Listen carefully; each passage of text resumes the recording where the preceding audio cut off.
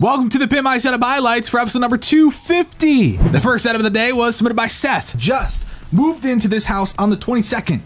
That's crazy because today's the 26th. So obviously 4 days, didn't really have much time to do anything, but he's like, listen, okay, I'm going to be on the episode because the next time I'm on, it's going to be 100 times better. Yeah, this is a grab and go laptop setup. That's what he explains it as. And the idea is that the right display, specific for his console gaming, left display is obviously connected to his little HP. Look how cute that little HP is. The way the monitors are set up, I don't know. I can't see myself not using the right display as well, obviously since coming off of a laptop. But like just your left monitor is your primary, and then below that's also a primary, but your right monitor is only for gaming. So like when you're not gaming, you're like, this is a comfortable model. I love it. I really hope you do follow through with cable management and all that stuff. You know, take your time. It's no rush, and then get back on the show. Seth scored a 38. The next setup was submitted by Alfred. Would you guys agree it's odd to have the PC on the desk? I get it. The PC looks great. It is a really nice build,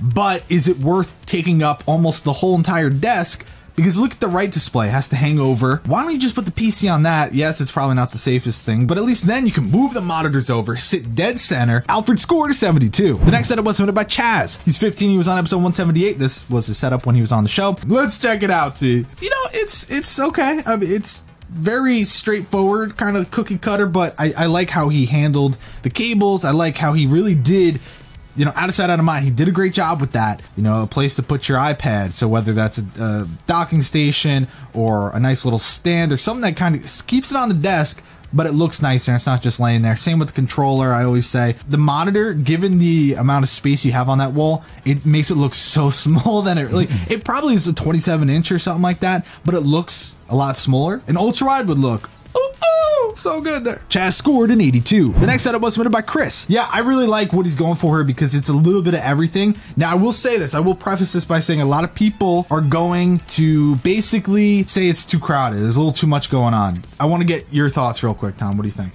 I mean, I could see how it's too crowded, but I feel like the stuff that he has is cool. It's not like shitty stuff that like shouldn't be there. Like this photo, it's like, oh my god, a lot of stuff, but all the stuff he has is super cool. Do you like the pop vinyls where they are? Or is there something that you're looking at that you're just like, man, I wish that was different or whatever? Because that's the whole point of being on the show. Give feedback, let people know what you think, and we'll see what, you know, changes can be made to it. But for me, for the most part, I think it's pretty good. Chris scored at 96. The next setup was submitted by Cole. Well, oh my god, what the fuck? He's got a big ass Corsair fan and then just like everything known to man. He's got cool stuff too. He's got like the NES cartridge and you know, cool pop vinyls and little figures and stuff, but use it. I can't even like trying to look at the monitor would drive me insane with all that little shit under there. You know what I mean? You know, I hate when the keyboard's half on a mouse pad, half off. Why is it red? And then you got blue on the mouse pad, blue on the mouse.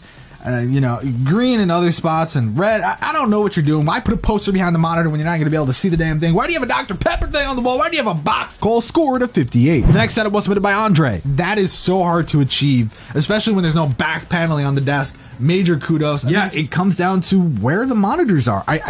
I'm, again, having a hard time kind of putting myself in his shoes and saying, you know what? I could just sit center of the desk, which makes more sense, but I could also put it over where the desk overlaps and makes no sense at all. Maybe he did that at first and he's like, ah, damn, I can't put the monitors there because you cover his waist. You know, how did they know he's free flying? You got to slide it over, center it to that piece and keep it like that because that's going to free up some of the craziness going on the other side where the PC is and whatnot. It's not that it looks crazy, but having it close together doesn't make it look as good as it could. You know, you center it. Maybe you keep the lamp on that side, you put the plant on the opposite side. I mean, it's pretty straightforward. Andre scored an 84. The next setup was submitted by Brad. Has his name written in everything. Literally, Deep Strike Gaming is him. That's the coolest thing I think I've ever seen, ever. Yeah, that and the controllers being there, and just like that whole situation is super, super cool. His name is on that too. There it is, like, Deep Strike Gaming. Like, I mean, come on. Cool. I don't like that the subwoofer's on the bucket. I don't like that the bucket's there. I don't know, the bucket might have some of the coolest shit in the world, but I don't know. The first photo, this is personal preference. I know Tom feels sort of the same way. It doesn't look as bad on this setup. I hate keyboard trays. I hate them with a burning passion. Brad scored a 92. The final setup of the day was submitted by Crabbe. The rest of the walls are completely empty because the idea is it's for VR. There's nothing to obstruct. I hate when monitors aren't touching, and that's just a personal preference more than anything. I know there are people that for some reason don't care. You need to do more with above you know, kind of really sell the whole Crabbe thing, you know, maybe get a decal like the guy had the basketball decal. Just, you know, more to it. Crabbe scored an 86. Chris walked away with first place with a 96. Thanks for watching the Pimp My Setup highlights for episode number 250.